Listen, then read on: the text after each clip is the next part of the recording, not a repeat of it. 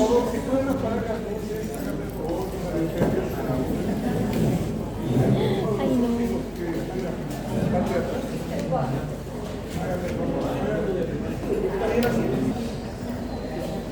no. Entonces arrancamos con la materia, avanzando la primera parte del primer tema.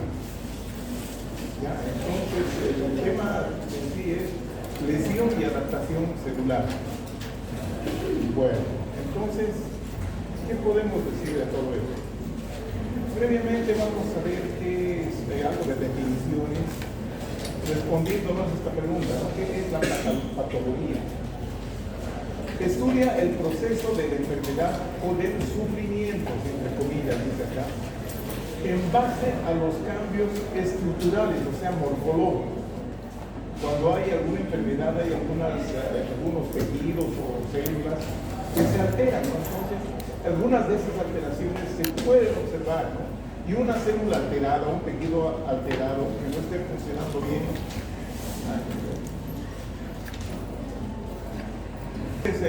una célula o tejido alterado obviamente no va a funcionar bien, ¿no? Entonces, esos cambios estructurales y funcionales son los que estudia la patología integrada, porque cuando solamente se estudian los cambios estructurales morfológicos, entonces ahí estamos en la anatomía patológica, que es, digamos, un aspecto bastante frío de la patología, porque solamente estamos viendo los cambios a nivel estructural, y eso no es así. Bueno, por lo menos los términos han cambiado.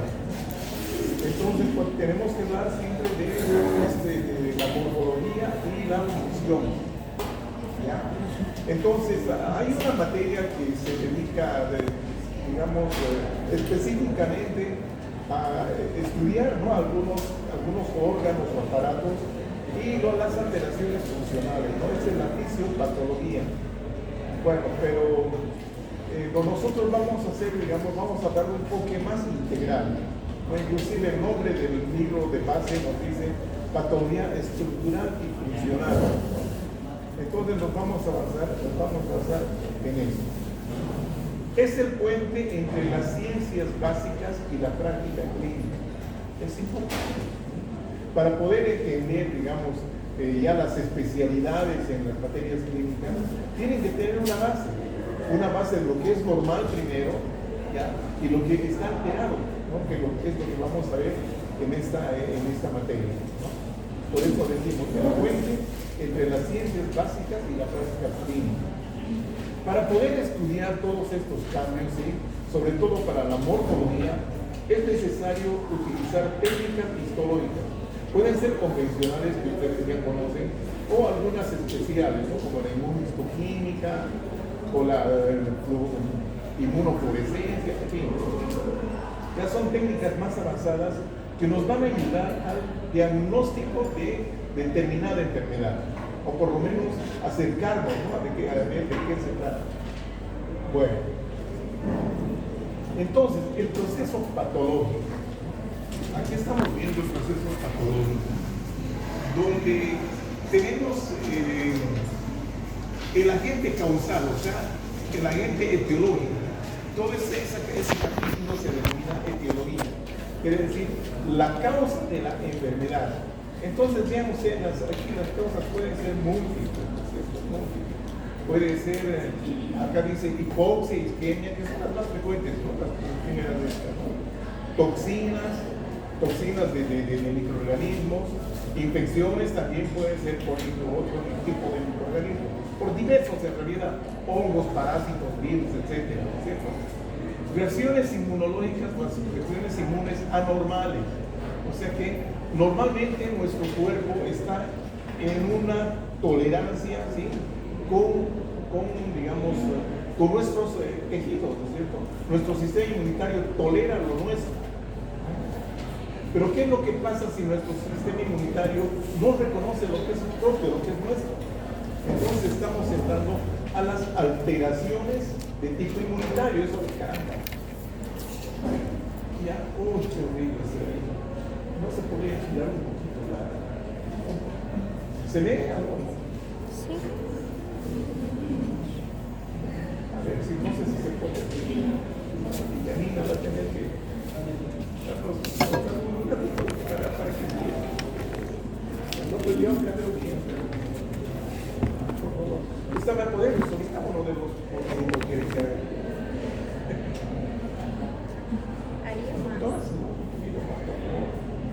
Ya, nos quedó un poco largo, pero gracias, Elena. Bueno, entonces hay diversos tipos de agentes etiológicos que pueden causar enfermedad. Entonces, toda esta serie de elementos, desequilibrios nutricionales, dice acá, agentes físicos como electricidad, frío, calor, pueden ser causantes de lesión celular, ¿cierto? Causa de enfermedad. Esa es la etiología o la causa de la enfermedad. Luego viene la patogenia o la patogénesis. ¿Sí? Estos agentes, ¿cómo van a influir, ¿sí?, sobre la célula o el tejido lesionado? Por ejemplo, en una diarrea, por ejemplo, obviamente el órgano más afectado va a ser el aparato gastrointestinal, ¿verdad? Entonces, a ese nivel, ¿cómo se va a alterar por la causa, digamos, etiológica que puede ser la Escherichia coli, por decir, que es un agente bastante común de diarreas en nuestro medio? Pueden ser amebas, pueden ser chiqueras, bueno, de todo, no importa eso. Entonces, ¿cómo va a producir la enfermedad? ¿De qué manera? ¿Cómo va a alterar? Si produce toxinas o el microorganismo tiene que introducirse en la célula epitelial para producir esa falta de absorción o esa producción excesiva de líquido para que se produzca la diarrea, ¿me entienden? Entonces, esa es la forma como afecta a la célula, es este capítulo, ¿no? O este aspecto, la patogenia o patogénesis. Entonces, ahora, toda esta afectación de la célula, del tejido, presenta cambios, hay cambios morfológicos, ¿no es cierto? Entonces, ahí vamos a poder estudiar acá morfología, cómo ha afectado a la célula, ¿no es cierto? ¿De qué manera? Si la célula se ha deformado, se ha hinchado, se ha hecho más pequeñita, que se ha perdido algunas organelas, si ha quedado sin líquido, por último ha muerto, ya no importa. La célula o el tejido ha sido afectado. Entonces, esa es la morfología, ¿ya? ¿Y de qué manera, no? La repercusión clínica, eso ya es la semiología. ¿De qué manera se manifiesta? Si es una infección, ¿cómo se va a manifestar? Habíamos hablado de una diarrea, ¿cierto? ¿Cómo se traduce clínicamente esto? Con aumento de la frecuencia de las deposiciones. Va a haber seguramente por la infección va a haber un aumento de la temperatura, una fiebre, ¿ya? Falta de ganas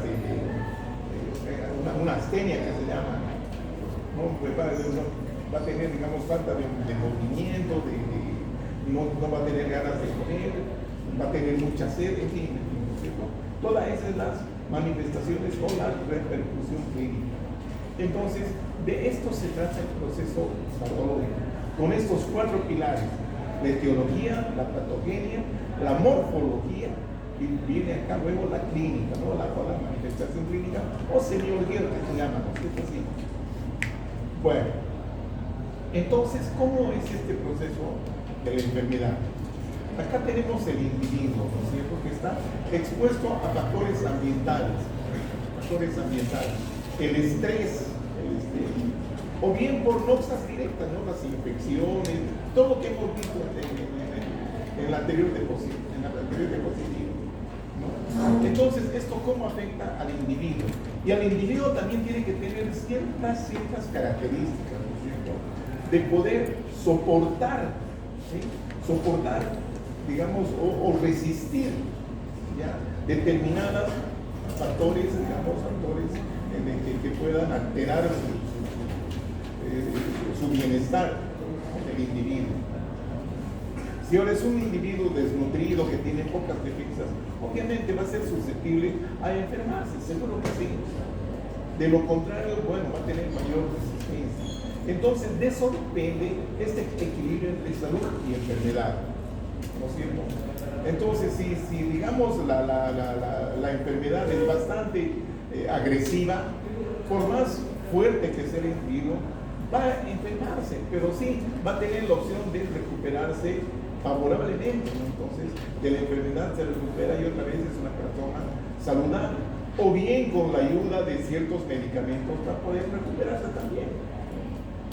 Entonces, este equilibrio salud-enfermedad depende de muchos factores y principalmente, ¿sí?, del estado del individuo, ¿no?, de la resistencia, de la capacidad de este individuo a adaptarse ante esa situación. Bueno, entonces para poder estudiar la patología vamos a necesitar conocer algunos métodos de estudio de patología. Por ejemplo, acá tenemos la patología quirúrgica, que es la más común. Esto se refiere, por ejemplo, en instituciones como los hospitales, ¿no?, donde generalmente hay operaciones, hay intervenciones quirúrgicas. Entonces, en muchas de esas intervenciones quirúrgicas es necesario extirpar un tejido dañado, un órgano dañado, puede ser apéndice, vesícula, cualquier tipo de tumor. Bueno, hay que ser extirpado. Entonces, ese tejido dañado, ¿sí?, tiene que, someterse a un estudio de patología, Entonces, una vez que la pieza quirúrgica llega al laboratorio de patología, existen una serie de pasos que tiene que seguir. Lo primero es, una vez que llega al laboratorio, una observación simple, ¿sí?, para describir la naturaleza, ya, de la pieza que nos han remitido. Ya puede ser un apéndice, como les decía, vesícula, qué aspecto tiene, cuánto pesa, si conserva su forma anatómica normal o si está demasiado deformada, en fin, todos esos detalles, ¿no?, empezar obviamente, ¿no?, se informan, ¿no es cierto? Entonces, ese es el análisis o el estudio macroscópico, ¿no es cierto?, a simple observación, a simple vista. ¿Ya? Entonces, eso generalmente ocurre con las piezas quirúrgicas obtenidas en un ambiente obviamente estéril, ¿no?, en un quirófano. ¿Ya? Porque también hay otra forma de ingreso de material, que son las biopsias. Estas son ambulatorias. Ya puede ser un tumorcito cutáneo de la piel que se resuelve en un consultorio, ¿no es cierto?, en un consultorio ambulatorio, en consulta externa. Entonces ya el dermatólogo o el cirujano puede extirpar sin ningún problema, ¿no?, ahí en el consultorio o en un quirófano, digamos, pequeño, donde no necesita anestesista, anestesiólogo, nada de eso. Ya, el mismo médico le inyecta localmente, ¿sí?, una anestesia, ¿sí?, puede ser silocaína, en fin. Entonces, ahí se procede a la extirpación del material ese, ¿no es cierto? Habíamos hablado de las piezas quirúrgicas obtenidas en quirófano, ¿verdad? Hay otros métodos como la punción, aspiración por alguna vía, así se ve. En estos casos se puede utilizar en tumores superficiales, como o alteraciones de órganos superficiales, como la tiroides, ganglios linfáticos, glándula mamaria, ¿no?, cuando hay algunos nodulitos. Entonces quieren saber de qué se trata, y para no hacer, digamos, un proceso quirúrgico, ¿no?, entonces lo que se puede recurrir es a este método, ¿no?, de la punción, aspiración. Se introduce una jeringa cerrada, ¿sí?, ya, con sorugo, obviamente. Se localiza el nodulito o la zona, digamos, la zona sospechosa, ¿sí? Se trata de llegar hasta ahí y luego se aspira y se logra aspirar por lo menos células, ¿sí?, células o grupos celulares, se puede lograr aspirar. Entonces, de la jeringa, ese material se deposita en un portaobjetos, en esos vidriecitos donde ustedes tenían tejidos, ¿sí?, ahí. Se hace un extendido, se tiñe, ¿ya?, y luego se va al microscopio. Esto básicamente nos ayuda a descartar si hay algún proceso maligno. Si todas las células son normales, se puede ver, pero si hay alteraciones a nivel de la célula, también se ve. Entonces se informa como sospechoso. Es rápido, confiable y ya les digo, no tarda mucho, ¿no es cierto? Otro método muy utilizado acá es la citología, principalmente para la detección del cáncer cervicuterino. En nuestro medio o en cualquier otro sitio se utiliza esto, ¿no? Es el método de, entre la citología, entre los métodos citológicos está ese método del Papa Nicolau. Entonces se toma una muestra de la zona del cuello del orificio cervical externo con una espatulita, se extrae material y esto es como una paletita de helado, pero tiene sus características. Se llama la espátula de Aire, es con Y, Aire, así es un apellido. Entonces con esa espatulita se obtiene material por un raspado y se extiende también en el vidriecito. Se hace un buen extendido, se fija, se tiñe y se lleva al microscopio. Eso nos determina o nos ayuda a ver si es un proceso inflamatorio o también podemos encontrar alguna célula sospechosa. Ahora, los métodos intraoperatorios. Esto puede ocurrir, les voy a dar un ejemplo para que me entiendan. Un nódulo mamario, un nodulito en la mama. Hay que extirpar, bueno, entra el quirófano y una vez que abre el cirujano mastólogo, ¿sí?, ve que ese nodulito no está tan encapsuladito como uno espera, ¿no? Como estaba, digamos, en las placas de imagenología, rayos X, ecografía, en fin, en la mamografía, en fin, ¿no? Entonces ve que hay adherencias con el tejido circundante, entonces eso ya no es bueno. Normalmente los tumores benignos tienen siempre su capsulita y son fácilmente resecables, ¿ya? En cambio, si hay así, esas adherencias, ¿sí?, o son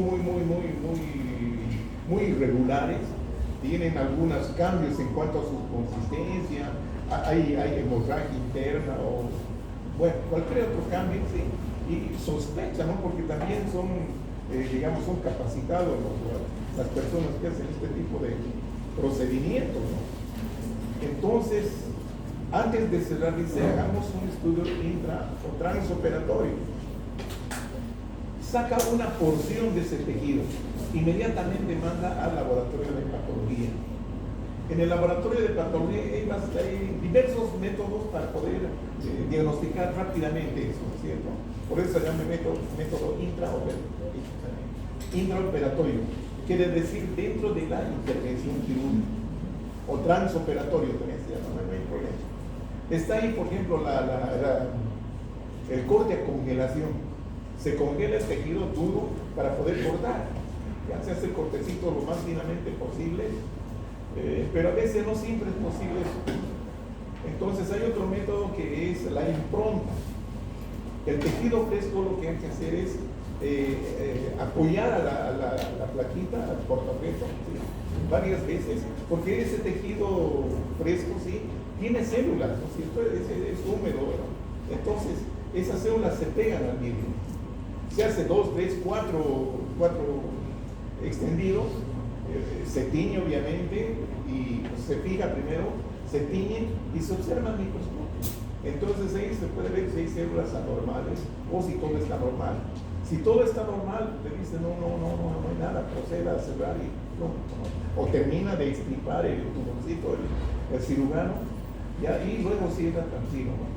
Pero si hay sospecha o hay, digamos, signos de malignidad en ese estudio, ¿sí?, entonces te dice, hay sospecha altamente maligno, se les dice. Eso ya es por teléfono, ¿sí? Entonces inmediatamente tiene que sacar, inclusive hay que hacer una mastectomía, ¿no?, sacar toda la mama, vaciamiento ganglionar, ¿no?, y hacer un estudio un poco más profundo, ya, para evitar que el cáncer se disemine a otros tejidos, ¿no?, o a otros órganos. Entonces esa es, digamos, la utilidad que tienen estos métodos intraoperatorios. La autopsia. La autopsia es cuando se hace una intervención a un cadáver fresco, ¿no?, que no se supo de quién murió, sí murió, pero no se supo, ¿sí?, Entonces lo que se hace es abrir, ¿no es cierto? Abrir el cadáver y tomar muestras de todos los órganos y para luego hacer un estudio. Obviamente eso resulta sumamente caro, ¿no? Entonces está ahora, digamos, en moda, sin necesidad de abrir al paciente, hacer compunción, esas agujas gruesas, ¿no? Donde podemos sacar unos cilindritos bastante representativos de tejido, al hígado, al pulmón, al corazón, inclusive al cerebro a través de la fosa nasal. Se puede obtener material. Entonces esa ya es, digamos, más económico y más rápido, ¿no? Puede ser. Esa es la autopsia. Otra es la necropsia. Ya cuando ya ha sido inclusive internado el paciente, esto ya son, la necropsia es un método, digamos, ya de medicina forense, medicina legal. Entonces hay que exhumar el cadáver, ¿no? Cuando sobre todo hay sospechas, ¿no? De que no ha sido una muerte, no una muerte mortal, nadie muere, ¿no? De la normalidad, ¿no?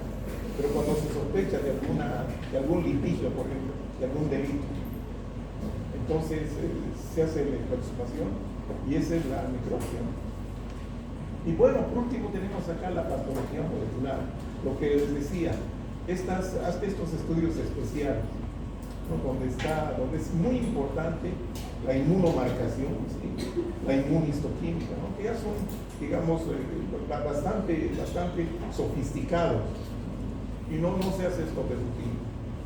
Bueno, entonces vamos a tratar de entender algunos de estos puntos.